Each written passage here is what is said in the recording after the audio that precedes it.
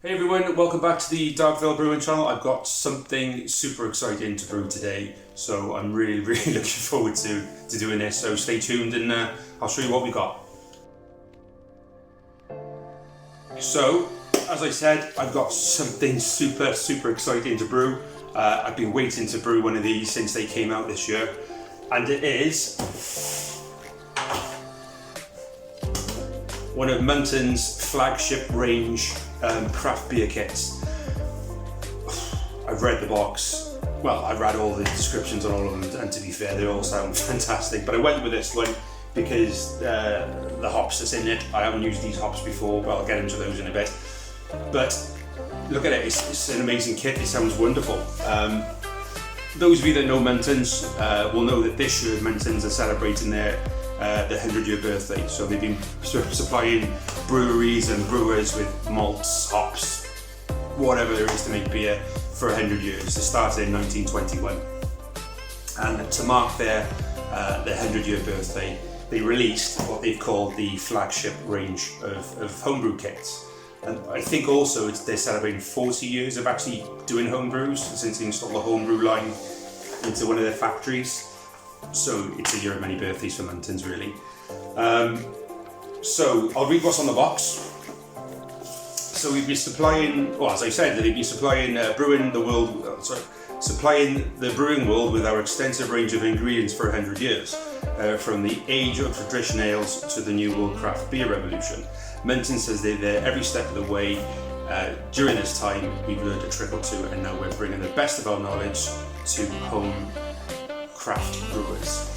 So our flagship range brings a new experience in craft brewing to your home using the finest ingredients, including premium quality malt extract and finest yeasts. So this is what it's all about, really. Craft beer. Nice looking box as well. It's got a lot of box in it, which is 100% recyclable, by the way. So in the box, I'll show you what's in the box now. But on the box, 2 cans of malt extract, instructions, hop, yeast, and never really seen it before, brewing sugar.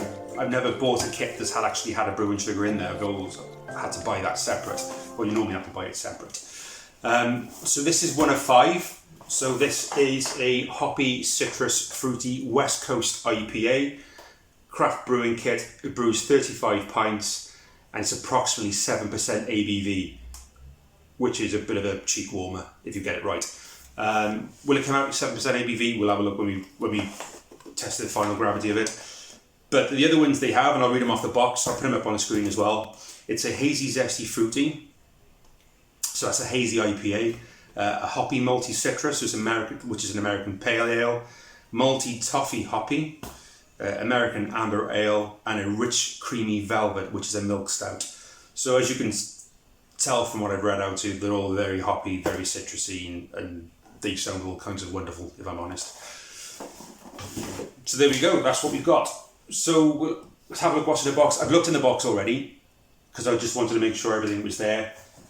No reason why you shouldn't be. But if I just spin this round so you can have a little look, I just want to get everything out.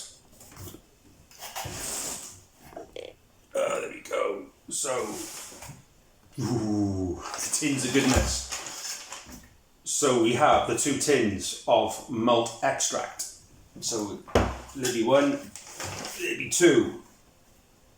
So 2 tins of malt extract. Hop straining bag. Again, I've not seen that in a brew kit before. I normally use my own. No one's been provided. The main ingredients, the hops. Okay, so we have 30 grams of Summit hop pellets. 30 grams of Chinook hop pellets. And 30 grams of Columbus. Never used any of these before. I've used Simcoe, Citra, never used Chinook, Columbus, and Summit before. I've read a bit about them. They're all very sort of peppery, fruity, piney, licoricey, anisey, all the nice flavours that you want. Oof, it's going to be a good one. Dry yeast ale, or dry ale yeast, sorry, put my teeth back in. American ale yeast producing a well-balanced beer with a very clear, crisp palate. Love yeast. And like I said, brewing sugar. So we have 1 kilogram of brewing sugar. So that's what. So that and that is what gives us our alcohol, because that devours this and produces the alcohol, which is the byproduct of it all. So it's all good, all good. And last but not least, we have instructions. So we have a full instruction leaflet here. Oh, good. This is good for me. It's got pictures.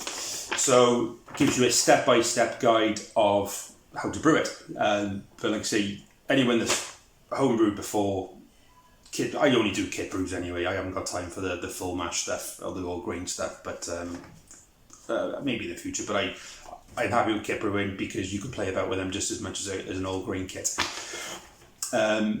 Yeah, but step-by-step instructions. So if you are new to home brewing, what I'm going to do with this one, I'm going to stick to the instructions. I'll follow the instructions step by step and go through with you. Normally, when I do a kit brew, I will fiddle with it a bit. I'll add extra hops or put a bit of extra sugar in it. This kit, I'm just going to do it as it is. I'm not going to mess with it. I'm not going to add anything more to it. I'm just going to follow the instructions, put what needs to be put into it, follow the time scales. I'm not going to mess with it at all. Let's see what the outcome is, basically. I've already got the equipment sterilized at the moment, so I'll go through all the equipment we're going to use. It's very, very basic. You don't need home brewing. You can go crazy with stuff, equipment, kit. You don't need to. Fermenter, mixing spoon, hydrometer, thermometer, siphon. That is it. That is all you need. There's no need to overcomplicate it. So I'll go through the basic kit that I'm going to be using, which is, like I say, sterilizing at the moment. One thing I'll say with the home brewing is you can follow these to the letter, you can follow the instructions to the absolute point, but if the equipment isn't cleaned properly, is not sterilized properly, you're going to kill your brew anyway. So the most important thing about brewing at home is make sure everything is clean, sterilized, and sterilized again. I can't stress that enough, because you've got one little tiny micro scratch on any bit of your brewing equipment. That little micro scratch is enough for bacteria, crap, basically to form, and the most microscopic bit of bacteria will just kill your beer. Okay, so when you think you've sterilized it enough, sterilize it again, and you'll be a winner. One of the things I use is Easy Clean. It's a foamy sterilizer. It's a no rinse sterilizer. Okay, so basically, follow the cap measurements depending on how much water, wort, or whatever you've got in the bucket. Add that to the bucket. Give it 2-3 minutes just to settle in. Give it a rinse around. Leave it there for 5-10 minutes. It does foam, but don't worry about the foam. It doesn't harm you. It doesn't kill you. It doesn't do anything. It doesn't ruin the brew. It doesn't add to the taste or anything. It's all good. The foam is good. So yeah, give it a good 10 minutes with this. 2 minutes is enough, as long as the sterilized water has been in contact with the surface for more than 2 minutes. It'll be absolutely fine. But yeah, good stuff. Again, you don't need to rinse it. The other stuff I always have as well is I have the same stuff in a spray bottle. So if you take something out, give it a quick spray, put it back in, it'll be fine. So yeah, so once all the stuff's ready, I'll go through it all with you, and then we'll crack on and get this brewed. I can't wait. Everything's been sterilised, everything's been cleaned and sterilised again. If I can just quickly show you, in here we have a bucket full of sanitizer. In here we have a hydrometer. This is to measure your gravity. Wooden paddle. Plastic paddle, spoon, customised, I have to say. When I say customised, I just drilled some holes through it. And the trial jar. So that's what you'll take your samples from. But I don't normally sterilise these, I'm just doing it for good measure, just in case. This is actually my old fermenter. I brewed many beers in this. But you're limited with some fermenters, because as you can tell, there's no bottom tap on this. Oh, sorry, gave you a better look on this one. There's no bottom tap on this at all. If you turn it around, it's just a bucket. That is it. And on this is a lid. I had to drill a hole in it myself to get an airlock in. So this is a very, very basic fermenter. The one I use now is a Cooper's fermenter. Those of you that are opening your fermenters, you'll know that there's all sorts of different fermenters you can use. You can go crazy with fermenters. Sorry, just adjust that for you. You can go crazy on fermenters. There's conical ones, there's pressure ones, there's all sorts of different fermenters, it's nuts. Difference with this one, it's not a clipped on lid, it's a loose lid, yeah? But when beer ferments, it creates, or when the yeast is acting with the sugar, it creates positive pressure, so that'll push air out rather than sucking air in. So there's no worries about anything getting in here. The other thing with this, which is really good, is got something called a krausen collar, which is this here. I've got to try not to touch it because it is clean. Krausen collar, okay? So it adds an extra bit of volume to your standard fermenter, and that's what it's on there. So a krausen, if you don't know, a krausen is the foamy, heady yeast that brewing beer makes. I've brewed a few Mangrove Jacks beers in the past, and when that's brewing, fermenting, you get a massive foamy head on that, and it'll fill this volume. If you're using a standard fermenter, like this one, with an airlock in it, there's only one place that foam is going to go, and that's up through the airlock, and it's going to create basically a horrible, beery, splattery mess as it bubbles out the airlock. So having a krausen collar negates that, because it's got this extra space to work in, and anything air-wise gets pushed out. Most fermenters these days come with a bottom tap. This is what I said about the trial jar. What you want to do with your beers is when you take a trial run it from your tap straight into your trial jar, then take your readings, okay? It minimises the risk of you introducing bacteria into the beer by constantly lifting the lid on and off, okay? So don't be sucked into fill in by pulling the lids off and on. Get a fermenter with a bottom tap, fill it, and then that way you can fill any trial jars you need to do without having to open this. The only time you should open this is when you're adding any hop additions, or you're siphoning off the beer into bottles, kegs, barrels, whatever, whichever way you could do your beer, all right? So equipment's sterilizing air, which is just mainly the spoon more than anything else. This is clean and sterilized. There's a little bit of that foamy stuff left in there, but we're not concerned about that. And also, I've cleaned and sterilised a 5 litre, I used to use it for my wine making, but now I just use it to fill the barrels up. A 5 litre jug. That's for adding your extra water to the wort once it's in there. So that's what we're going to do. So whilst I've been sorting all that out, we've got our tins of malt extract heating up nicely in there, so we'll open those in a minute, and then we'll get them into our fermenter. Top tip with this, I'll tell you what, I'll go from the instructions. So if you go from stage 1 of the instructions, I'll make myself comfortable.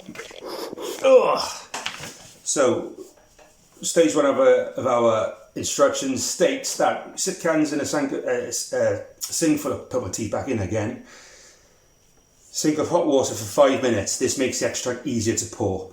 Yeah, it does, because the malt extract in it is gloopy, it's syrupy, it's just all sorts of sticky. It's like pouring treacle. Sorry, I'm giving you a bit of a ride here. It's like pouring treacle into a bucket. It's awful. So yeah, you need to heat that through. You need to get it all nice and melty, so it just pours in nice and evenly. Then it says to sterilise the fermentation bucket. We've already done that. That's been sterilised for about 10 minutes, so that's good to go. Large spoon, measuring container, anything else we're going to use. Measuring container, I'm going to use that jug there. I know it's 5 litres, so I know how much to put in there. So that's not going to be a problem. So stage C is open cans, pour contents into sterile fermenter along with a 1 kilogram of brewing sugar. Tip, add a small amount of boiled water to each can and dissolve the extract. Caution, cans can be hot. This is true. So top tip, what I do first normally is it always says, some brewing kits say pour the 2 litres of boiling water in a fermenter, then add your brewing sugar. I don't do that, simply because if you've got hot water in here, I'll clean my hands, I just scratched my nose. If you've got boiling water in here, yeah, you've got all the steam rising from the water. As soon as you snip that and you start pouring sugar, it's going to moisten up the cut of the bag. The sugar's going to stick to that and it's going to create a mess. So I always put the sugar in first, then the extract, then the boiling water, because as long as you make sure it's all dissolved, it doesn't really matter which way you do it. Okay, so I'll get on with that process now. It's going to take me a little bit of time, but I'll speed it up so you guys don't have to wait so long for it. And now, time for the malt extract. Look at that. That, chaps and ladies, whoever, is a thing of beauty. Oh, I love the smell. Look at that lovely gooiness. So what we want to do now, we'll get some hot water. Well, I'll empty the can in first, then we get some hot water and we'll rinse these cans out to make sure we get every little bit of goodness out of it. You don't want to waste anything because it's too good to waste. Too good to waste. I'll be back now in a bit.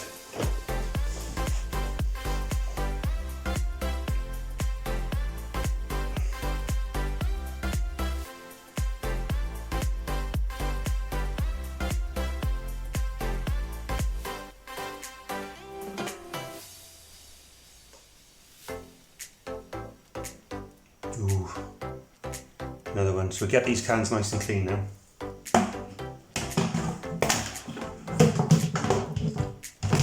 Nearly had a disaster. You've got to be careful when you're doing the rinsing out of the can bit because cans get really, really hot when you're putting the boiling water in there, so just be careful of that.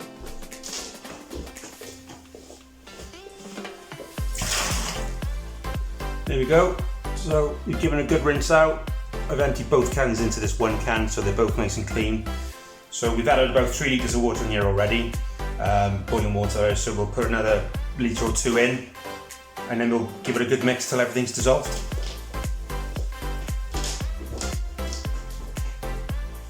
Okay, now another litre of boiling water, there's about a litre in here. So we'll clip all that in.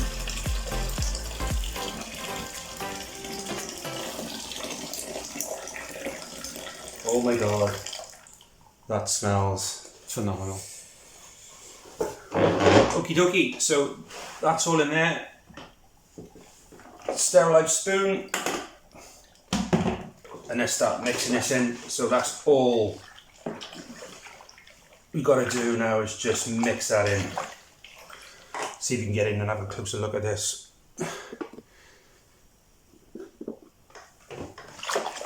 So that's all we're doing now, we're just mixing all this wort in. It's called wort. Your beer and water mixture with the brewing sugar, it's called the wort. So this is the stuff that's going to make the beer, oh my god, it just smells lush.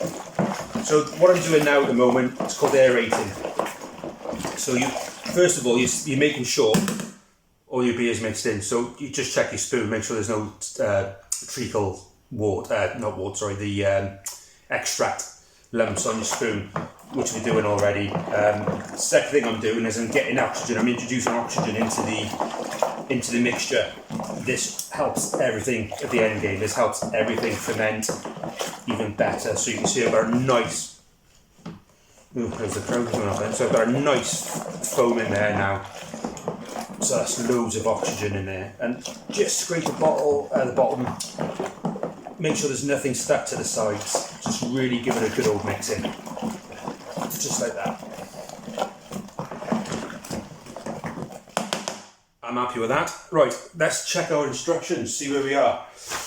Okay, so we've done 3, so we've poured the contents of the cans in here, we've tipped in the brewing sugar, and we've dissolved it. Happy days. Add 4 litres of water, we've done that, that's just been done. Right, top the fermenter up to 20 litres of cool tap water using a sterilised container. Which have we got here? Again, that's going to take me a little bit of time, so I'll skip through that bit for you, and then we'll go from there. So yeah, we'll get on with it.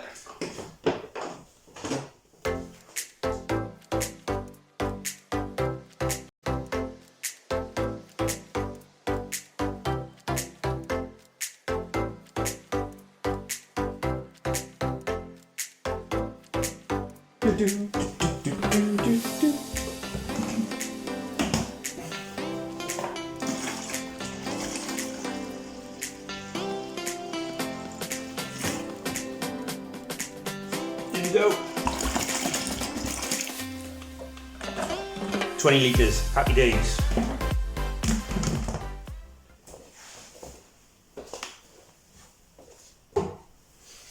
Okay, so we're up to 20 litres in here. So what's next? Using a sterilised thermometer, ensure the temperature is between 18 and 21 degrees. Then add the yeast. Place it on top of place the lid on top and leave it ferment. So yeah, I'm not going to stick a thermometer in here because I have to the side, where is it? I don't know if you can see, I have to the side here an LCD thermometer, so I can tell you exactly how the temperature is. So at the moment we are at 26 degrees on there. So what did I say we need to be at? We need to be at 18 to 21, so that's fine, that's okay, that's no issues. We can let that cool down a bit. Just going to give this another little mix.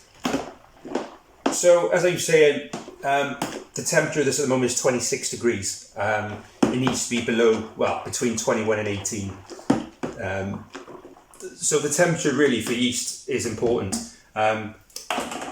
When you pitch your yeast, pitching your yeast is just a brewing term for basically adding your yeast to the brew. If the mixture is too hot when you put the yeast in, it's going to die. You're going to kill the yeast off before it's had a chance to wake up. So you're going to kill it. If you put it in and the temperature's too cold, then the yeast will remain dormant and just won't come alive at all. It won't activate. But that sweet spot between 21 and 18, that's perfect, because the yeast will go in, it'll wake up, and it'll start to feed on the sugar that you've put in here, and that's what produces your beer and your alcohol volume. So that is kind of crucial. You can't really mess that bit up. So all we'll just wait until it's 21 degrees, and then we'll come back and pitch the yeast in. Okay, it's taken a few hours, but it's finally down to a decent temperature, so we can add the yeast to it. So pitching the yeast. Here we go.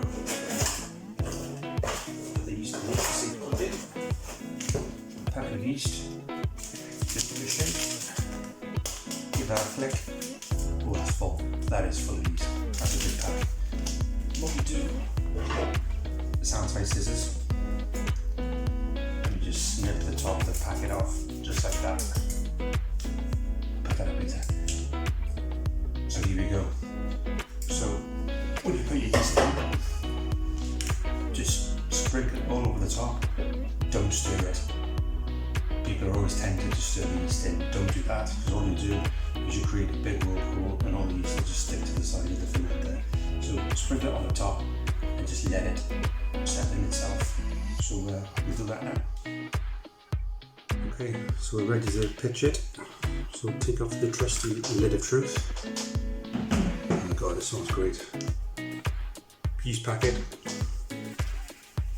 That's all we're doing. Just literally just spreading it over the top of the wort. Don't mix it, don't stir it, just leave as it is, because it will all break down on its own. There we go, that's a little bit out. That's it. It's pitching the yeast, so we'll leave that on top of there now. Put the lid back on. And that's that bit done. Okay, Okay, so the next thing we need to do is take a gravity reading because we haven't done that yet. So, take a bucket of sterilizing solution.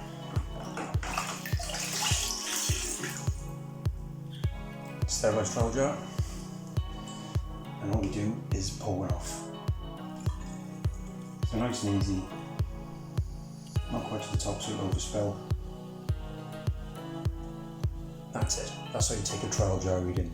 So you can see now the benefit of having a bottom tap and not having to go through the top. So all we'll do now is we'll get our hygrometer, which is this device here, and we're just going to float it in there.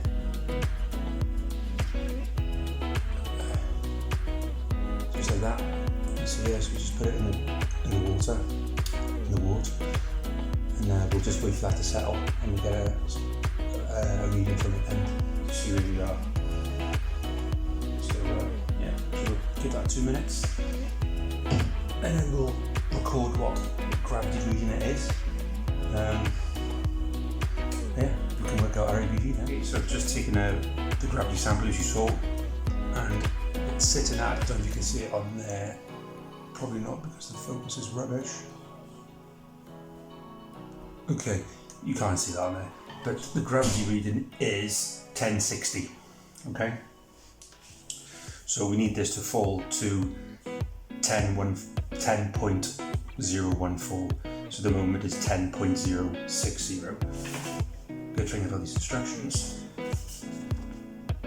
Comes with a gravity recorder, well basically something you can write the gravity down. So we put that on there, 1.6060. 1.6060. So what we'll do is after the 14 days or the 2 weeks, take another gravity reading, and if it's below 0.014, then we'll know fermentation is finished and it's ready to be bottled, barreled, kegged, ready to condition before we drink it. This now doesn't go back into the, I won't put this back into the fermenter now, I'll throw this one out. I put an extra bit of water in it just to take me over the 20 litres, so I put 20 and a little bit litres in there just to compensate for the first hygrometer reading. Yeah, that'll just be discarded now. Got a little try, haven't we?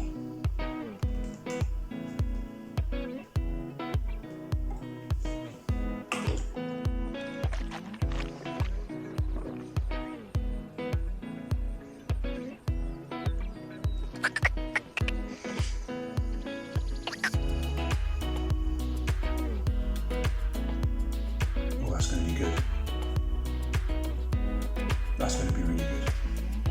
Oh, I don't normally like trial jar tests because it's normally not that nice. This is a good one.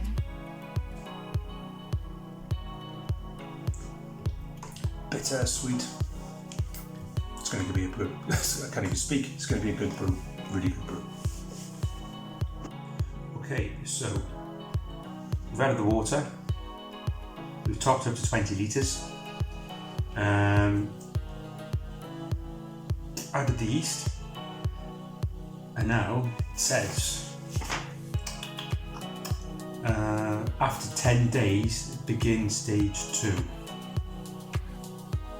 Stage 2, 10 days. Stage 2 is hop additions. I'm going to wait for 10 days.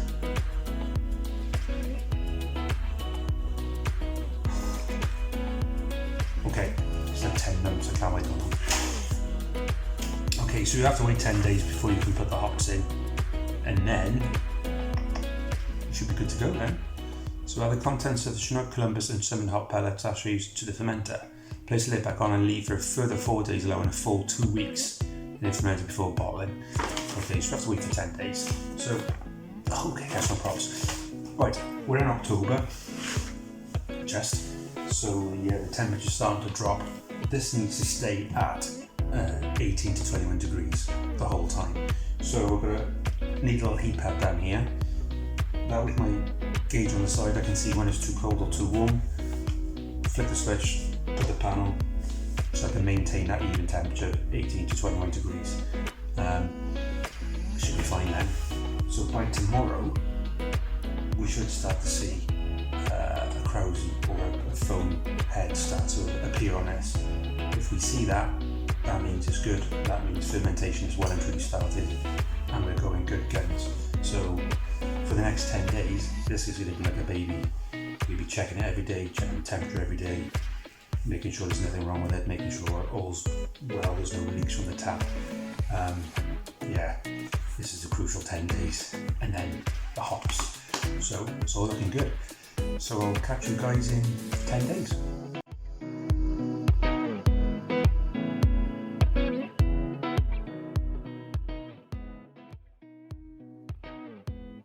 So to give you a quick brewing update, it's been just over 24 hours and look at that. Look at that lovely foam on top of there. So that's the krausen I was telling you all about. Oh, it smells lush. And it just goes to show that our beer is well and truly fermenting. So yeah, we're going good guns. Catch you in 9 days. 75 years later.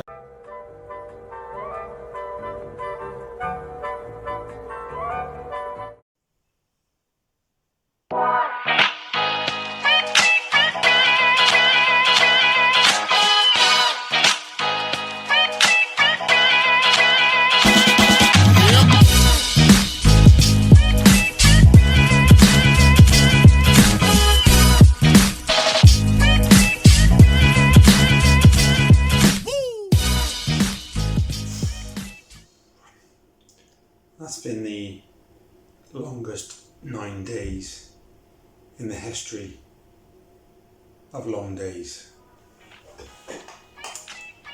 It's hot day. It is hot day. So, we're now at stage 2.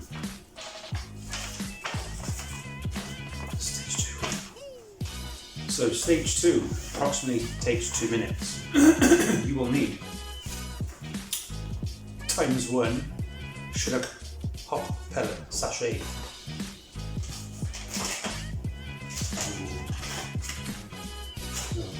That was the last one. Chinook hop pellets. You will need 1 Columbus hop pellets. Columbus hop pellets, and finally 1 Summit hop pellets. Ooh. Add the contents of the Chinook Columbus Summit hop pellets actually to the fermenter. Place the lid back on and leave for a further 4 days, allowing a full 2 weeks in the fermenter before bottling. Oh my goodness gracious. So that's it. This is the last stage. So, put these 3 packs of bad boys into that. 4 more days and we are ready to keg. So yeah, I said keg, so we're going to keg the beers. I do use bottles, but this one's going to be put into mini kegs, so I'll talk all about that when we get to it. So I'm just going to get these guys ready for so before I put them in into the mix, the sanitizer scissors, just going to snip the corners because I just want to see what they smell like. Because like I said, I haven't used these before ever. Oh my god. Oh, that's really good, Chinook. Oof. So it's that kind of, if you're a hop sniffer, it's just got that kind of dry, earthy, woody, piney hop smell to it. I can't describe it. It's all kind of wonderful. Summit hop pellets. Oh, so that's different.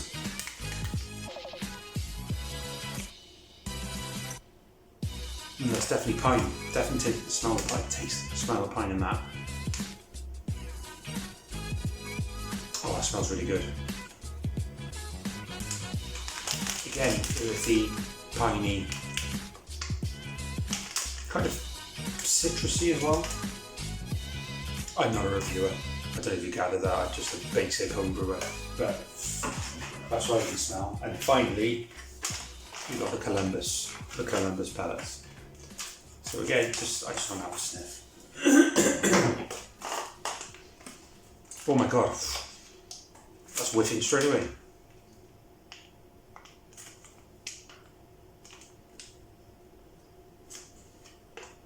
Smell aniseed on that one.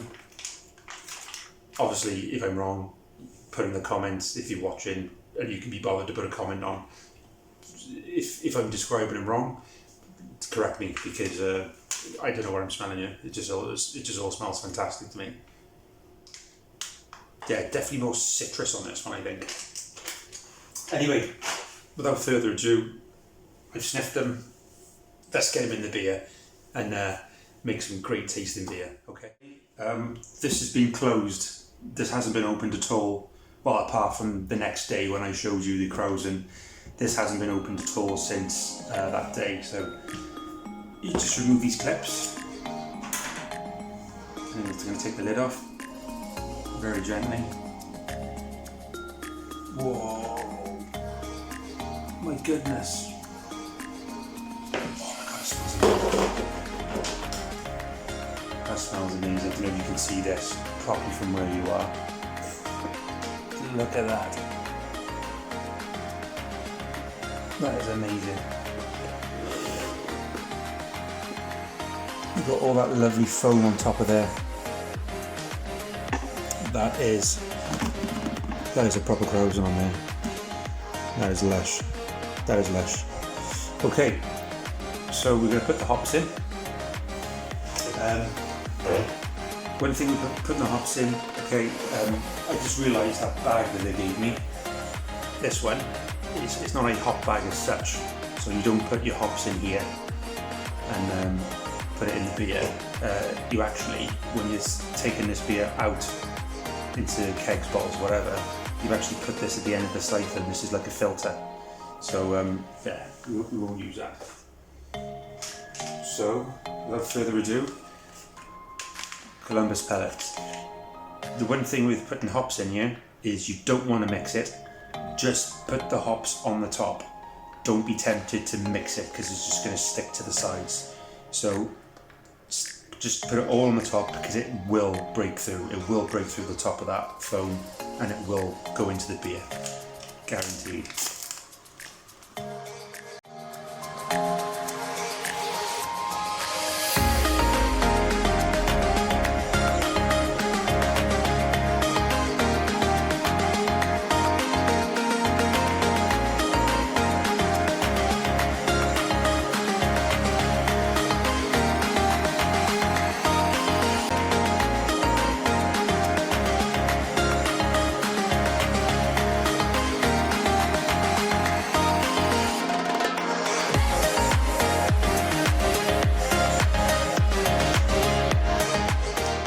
There we go. That's our dry hop addition there, and that will just sink into the beer. That'll just, I know it looks like you want to stir it, don't be tempted, it will drop and break through that and it will all go into the beer, so it's going to be fine. So yeah, that's it. Okay, that's it. That's the beer done. As you can see, it is simple, it is easy. If you don't want to go to the expense and the complication of being an all-grain brewer, you have kettles, sparging, vessels, and all that other stuff, coils, blah blah blah. This is, for me, is a good alternative. All-grain brewers, when they do all that all-grain brewing stuff, don't get me wrong, it's phenomenal, it's fantastic, and I wish I could do it. But basically, once they've done all that process, which can take anything 5 to 6 hours, you end up with what we've already done here. This is the end result, and we've done it in, we did it in about an hour or so. yeah, so this is fantastic. Simple, easy follow instructions. Competitions, it's going to taste just as good as anything else. So if you're looking to start home brewing, I guarantee and I recommend this is the best way to do it for a starter. Or like me, if you're just happy just doing keg brews, this is the way forward. Yeah, so that's it. So we've sorted the equipment out, we've cleaned the equipment, we've put the cans in, we've put the brewing sugar in, we've topped it up to 20 litres, we've pitched the yeast, we've left it for 10 days, although it's been about 10 minutes. And today we've now put our hop addition in. So all we're going to do now is we're going to leave this for another 4 days, and then we're going to put it into kegs. So see you in 4 days. So it has been about 5 days since I did the dry hopping. Ooh, it's smelling really nice out here. Really, really nice. My wife doesn't think so. Smells like a pub. Fantastic. That sounds good to me. So where are we at the moment? Well, we're done. We're ready. I took a gravity reading about 20 minutes ago. The gravity reading is now at, and this is the final gravity, this is what it's been for the last 2 days, it's at 1.006. So we've gone from 1.060 to the other end of the scale, so it's 1.006. Working that out, that is bang on 7%. So Muntons, they say on the box that the approximate ABV 7%. It's come out bang on 7%. So yeah, I can't. It's going to warm the cheeks on a winter's day, which is fast approaching. A nice brisk walk in the winter.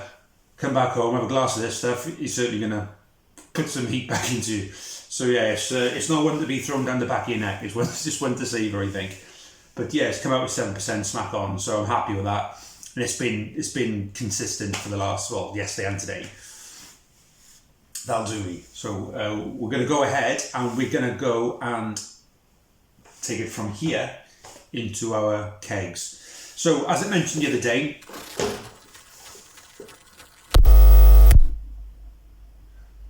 so I thought you had something then.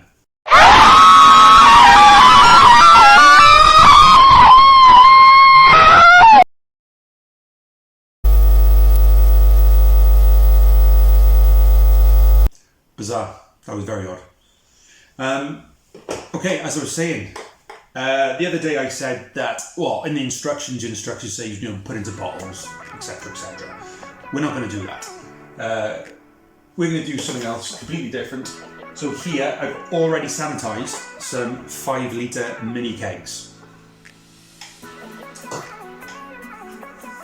Just like it. So you can get these in any supermarket. Well, not these specific ones. I got these directly from a homebrew supplier. Okay, the difference with here, I've got one here. You see that one there? It's got a bottom tap on it. This barrel, this keg doesn't come with that bottom tap. Right, it's completely free of a tap. The only thing you get is the hole at the top. Okay, and quite simply, these have been set up. Don't want to see back in. They do that a lot, don't I?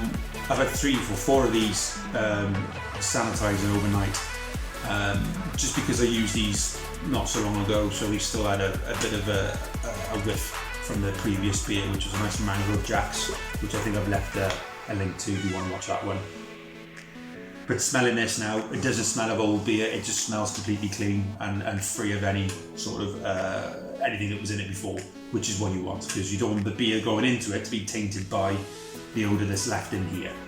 The other thing I checked for, I just checked for rusts, dents, any potential holes in it, but we're good. So I've got 3 of these, so I'm going to be using these, but also I've got a 4th one, because it's only 20 litres, that's going to fill 4 kegs up lovely. One have a bit less next, I'm going to do a couple of bottles as well for my neighbours and stuff. But this one, I've got no affiliation with Hobgoblin whatsoever, although it's one of my favourite beers. But this one I've got to be shop bought. All you do with these, you can reuse these as many times as you like. All you do is whereas before you had the black and red bung in the top, all you need to do, pair of pliers, you whip that out and you're left with that. This doesn't have any effect on the pressure inside the barrel at all. You just bung that, and your job's are good, and you don't even need to use a tap, so use a tap that fits on top. And I'll talk you through that when we go to the trial, the testing of the beer. But yeah, so basically any shop bought 5 litre mini keg, there's loads out there. If you want to use mini kegs for your home brewing to can your beer into, I recommend it. It's happy days. All you need is a tap to fit on the top of it. But yeah, crikey, just remove the bung, which comes out really easy. Give it a good clear out. Make sure that any beer that's left in there is completely rinsed out. Make sure you sterilise and sanitise it overnight. 24 hours is better than nothing. It just gets rid of any odour, any lasting tastes from the beer that was previously in there. And then you can just reuse it as many times as you like. As long as the kegs hold up, you can just keep reusing them and reusing them. If you start to see rust building up or any bad odours coming from the kegs, then bin them. Replacement kegs, well, you can either go and spend 12 quid going from your local supermarket, or you can just get them online at a homebrew store. I think they're about 7 quid for 2. Something like that. So yeah, so what we do with these guys is, as I say, I'll show you anyway, is you prime these with sugar. So I normally use 3 teaspoons of normal table sugar. I'll funnel that into the barrel, into the keg, and then I'll fill it up to roughly that mark there, roughly around about there, or maybe just below that mark. Yeah, probably just below where the yellow line is.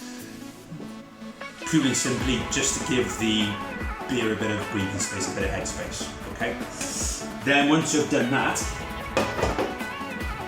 I'll grab what I'm not using, because I've got, in here, I've got rubber bungs that are sanitised, or sanitising at the moment, so I don't want to get those out, so I'll have to bung them back in again. So I'll grab what I'm not using, excuse me.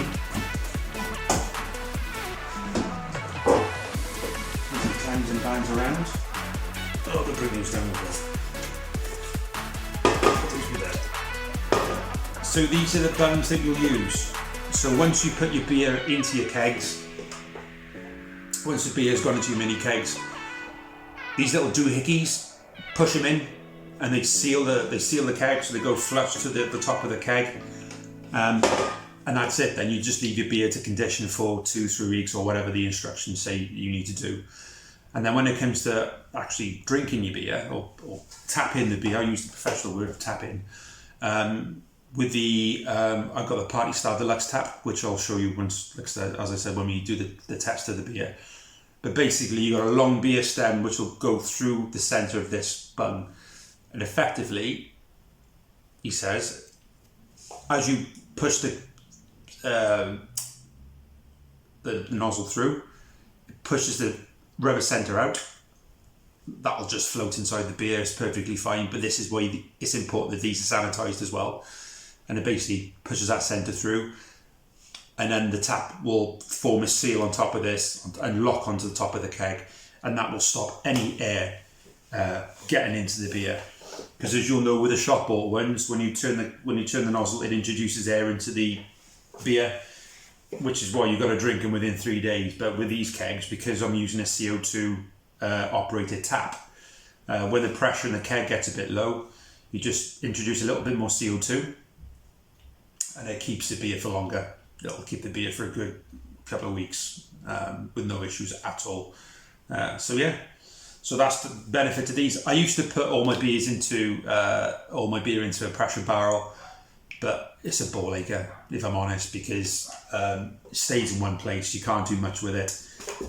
But with these, spread it amongst 3 or 4 of these. Yeah, you can take them anywhere. Go to your mate's house, go to a party or whatever. You could just grab a keg of your homemade beer with the tap and take it with you.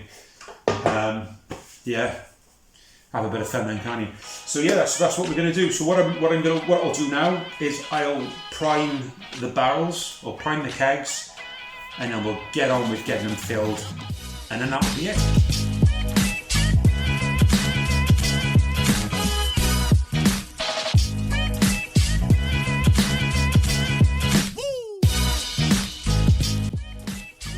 so I've done the bottle already, but this is just another bottle. I use the Grog style swing top bottles. Those of you that brew, yes, they are white, they're clear, but don't worry, I don't put them in the sun. They're in a nice dark place until they finish. But this is how we operate this system here.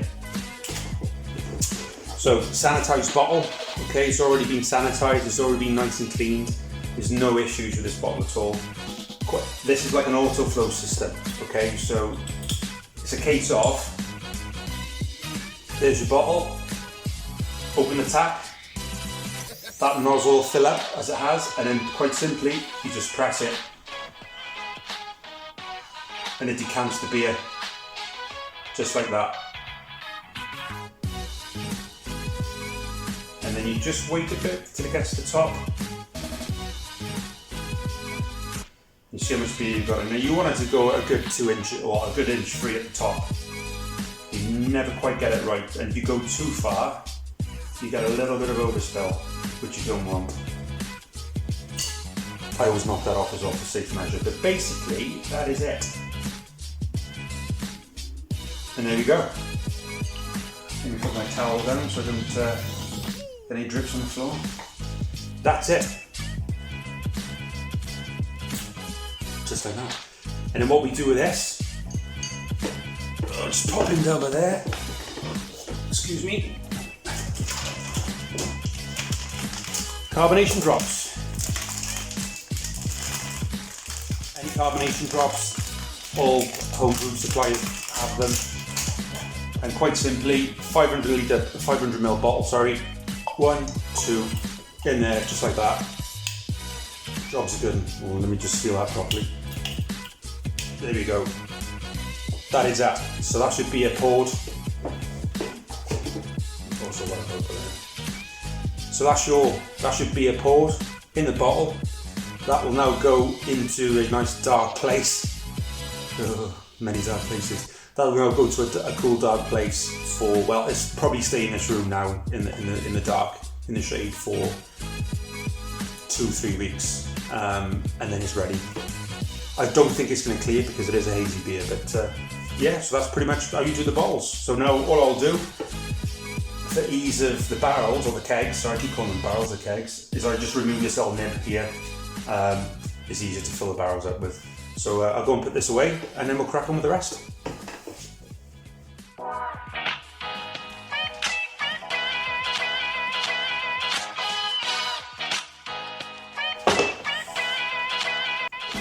Just to show you what we're going to do, lift one of the barrels up, keep on the barrel of the kegs, sanitize centre, and literally that's it.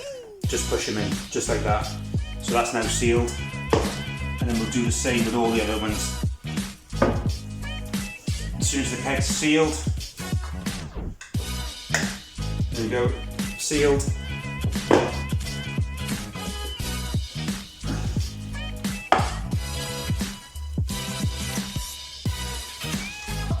Another one, sealed. And that's it. So one more to go and they're all done. Okay, that's going to be an end to this video. We've done a Muntons Flagship range home craft beer, the West Coast IPA, coming out at 7%. It came out at exactly 7%. So we looked at the equipment you're going to use, the importance of getting it, making sure it's clean and sanitised, and then putting all the ingredients together and getting everything mixed up. To adding the yeast, and then 10 days later, which took us forever, the dry hop additions as well, and then just every couple of days then just checking that gravity to make sure it's settled at a gravity for 40 hours. So we've done all that, and now today we've put it into mini kegs. Yeah, so the beer's ready. The beer's done. It's ready, and today we put them into the sealed mini kegs, which look perfect there. You can just see how that bung seals in the beer, and that centre cap there as well. So what we'll do now is we'll leave this to condition for 3 weeks, and then I'll do another video then of capping in the beer. So we'll put the tap in, and then we'll get the first pour off, and then see how it tastes. But yeah, that's it. So yeah, hopefully you found this video interesting. I don't do these videos for, I don't do many videos, but I don't do these videos for like, shares and popularity. I'm not into all that. I do it for help and guidance, if anything, if it's been a help and a bit of guidance for anyone. When I started homebrewing, there wasn't anything on YouTube in regards to homebrewing. You sort of pick tips from your dad or people that have done it. For certain in the last couple of years, homebrewing's become more popular, and it's quite a bit of it on YouTube. And I found watching some of those videos on YouTube definitely helped me with my sort of homebrewing skills. Even though it's simple and straightforward in that you're just doing a kit, you still pick up little bits of information. So my purpose of this video is just to share that bit of information, really, just to show how easy it is to do a kit, and hopefully get something out of it. Thanks for watching, and we'll see you in 3 weeks, 4 weeks when we tap this bad boy and see what it's like.